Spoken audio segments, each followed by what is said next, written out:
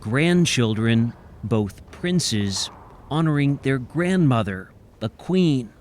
This vigil yesterday yet again mixed grand spectacle and personal grief.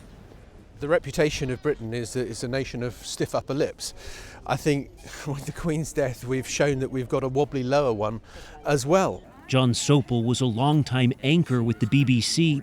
We met not far from where Queen Elizabeth II has been lying in state at Westminster Hall ahead of tomorrow's funeral.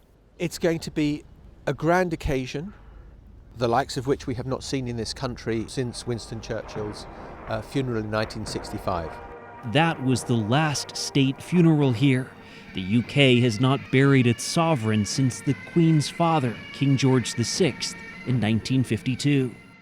The plans for this were incredibly detailed, called the Operation London Bridge. And the operation has swung into gear. Planning took decades with consideration of every detail, altering flight schedules to ensure quiet, or making sure bouquets included clippings from the Queen's properties. The imperial state crown was on display in Wednesday's precisely timed procession atop a coffin fashioned from oak from a royal estate. The pageantry is quite incredible. And when I see that pageantry, there is a little part of me that feels this immense pride in this nation and the rich history. And I have to be honest, there's a little part of me that thinks, who knew there were so many costumes sitting in a wardrobe somewhere waiting to be brought out on this occasion? These images can be interpreted in different ways, says Pauline Maclaren.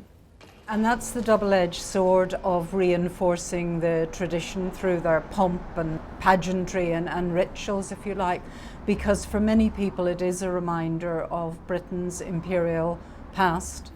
Over afternoon tea, the University of London marketing professor noted while early polls have been positive for the royals, this may be a honeymoon period.